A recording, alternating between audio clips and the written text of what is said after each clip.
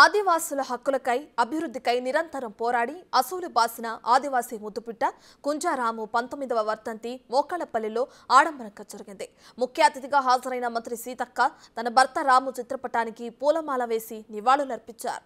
ఆదివాసుల హక్కుల పోరాటానికి నిరంతరం కృషి చేస్తామంటున్న సీతక్కతో మా ప్రతినిధి మధు ఫేస్ టు ఫేస్.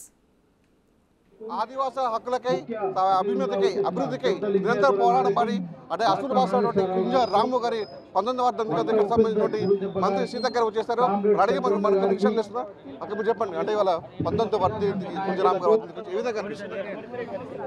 ఆయన తన జీవితం అంతా అంటే చిన్నతనంలో 14-15 సంవత్సరాల వయసులోనే విప్లవోద్యమంలోకి వెళ్ళి అక్కడే అక్షరాలు నేర్చుకొని అక్కడే ఉద్యమ పాఠాలు నేర్చుకొని ప్రజల కోసం తన చివరి రక్తం బొట్టు వరకు కూడా దారవేయడం జరిగింది.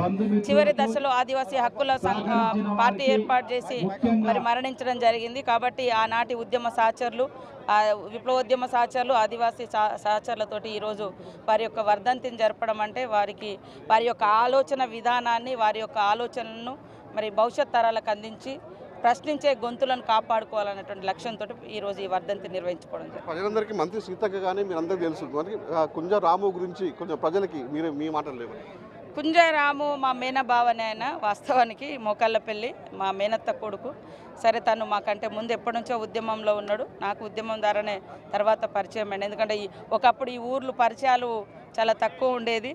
తర్వాత ఉద్యమంలో వెళ్ళిన తర్వాతనే మా ఇద్దరికి కూడా ఉద్యమంలోనే విప్లవకారులు మ్యారేజ్ చేయడం జరిగింది. తర్వాత నాకు ఒక కొడుకు, ఆ క్రమంలో అరెస్ట్ అయినా జైలుకి వచ్చినాం. తర్వాత మళ్ళీ ఉద్యమంలోకి వెళ్ళినాం. తర్వాత సైద్ధాంతిక రకరకాల ఆ మూమెంట్లో విభేదాలతో బయటకు వచ్చినప్పటికీ తర్వాత మళ్ళీ తను ఉద్యమంలోకి వెళ్ళి మరి ఒక ప్రత్యేకమైనటువంటి ఆదివాసీ హక్కుల పార్టీ పెట్టడం జరిగింది. ఆ పార్టీలో పనిచేస్తున్న క్రమంలో ఎన్కౌంటర్లో మరణించడం జరిగింది. ఏదేమైనా కూడా జనం కోసం చనిపోయినటువంటి వీరులను ఎప్పుడైనా రాము కానీ, ఇంకా ఈ ప్రాంతంలో హరిభూషణ్ గారు కానీ, ఇంకా అనేక మంది విప్లవకారులు చనిపోయారు. ఈ పక్క ఊర్లో ఇంచగూడెంలో భరత్ అనే మన దేవన్న కూడా చనిపోవడం జరిగింది.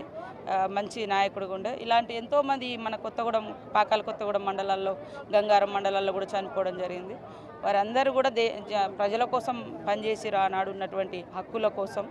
కాబట్టి వారి త్యాగాలను ఖచ్చితంగా ఈ తరం గుర్తుపెట్టుకోవాల్సిన అవసరం ఉందని కోరుకుంటాను. ఏ ఉద్దేశంతో ఉద్యమంలోకి వెళ్ళారు? ఆ ఉద్దేశం నెరవేరాయా? ఆ కళలు లక్ష్యాలు నెరవేరాయా? ఇంకా ఉన్నాయి, అలా ఉన్నాయి?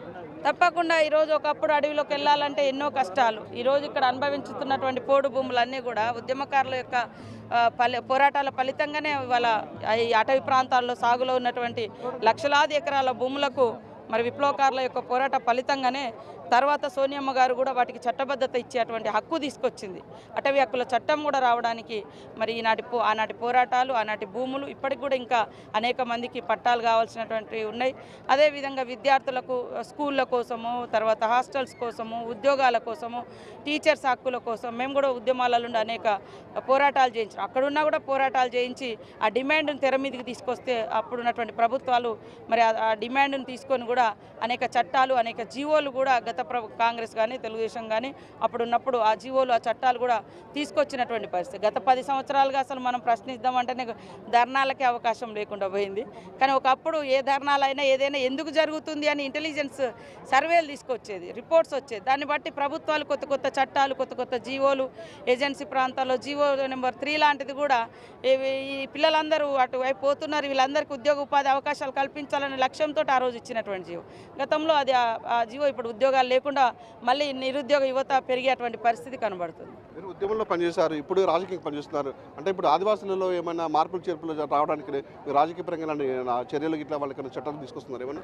తప్పకుండా. గత కొంతకాలంగా ఐటీడీఎల్ చాలా బలహీనపడ్డాయి. నిధులు లేమితో అయిపోయింది. అదేవిధంగా ఈ ఉద్యోగాలకు సంబంధించినటువంటి ఏదైతే జీవోలు ఉన్నాయో అవి కూడా రద్దు చేయబడ్డాయి. ఉద్యోగాలు లేవు.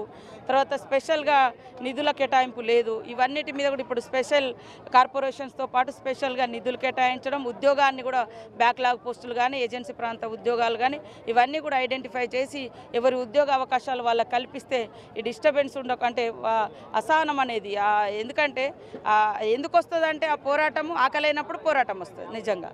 మరి ఇక ఆకలికి గురి చేసేటువంటి పరిస్థితి రాకుండా ఖచ్చితంగా వాళ్ళను ఒక భవిష్యత్తు తీర్చిదిద్దే విధంగా మంచి జీవోలు, మంచి చట్టాలు, ఉన్న చట్టాలు అమలయ్యే విధంగా కృషి చేస్తారు. ఈ 19వ వర్ధంతి సందర్భంగా రాష్ట్ర నలుమూల నుంచి కూడా కుంజరామ్తో పనిచేసిన వారు కానీ మీతో పనిచేసిన వారు కానీ అందరూ నలుమూల నుంచి రాష్ట్ర నలుమూల నుంచి వచ్చారు. వాళ్ళకి ప్రజలకి మీరు ఏం చెప్పబోతున్నారు అసలు?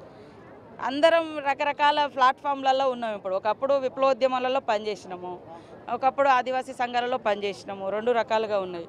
కానీ ఎక్కడున్నా కూడా మనం నేర్చుకున్న విలువలు, తెలుసుకున్నటువంటి హక్కులు వాటిని మర్చిపోకుండా ఖచ్చితంగా వాటిని కాపాడుకుంటూ చివరి వరకు వాటి కోసం పాటుపడదాం, వాటిని అమలు చేద్దాం, హక్కులను కాపాడదాం, అదేవిధంగా చట్టాలను కాపాడదాం, వాటి ఇంప్లిమెంటేషన్ చేద్దాం. ఎవరికి అన్యాయం జరగకుండా పేదవాళ్ళకు, ఎవరికంటే పేదవాళ్ళకు, ఉన్నోనికి అన్యాయం జరుగుతామని, పేదవాళ్ళకి అన్యాయం జరగకుండా తప్పకుండా వారికి అండగా ఉంటాం.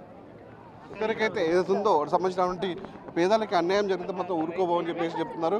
అంటే గతం నుంచి కూడా ఇప్పటి వరకు కూడా ఆదివాసుల హక్కులకు పోరాటಕ್ಕೆ మా ఉద్యమ పార్టీలు మొత్తం రెడీగా ఉన్నాయని చెప్తారు.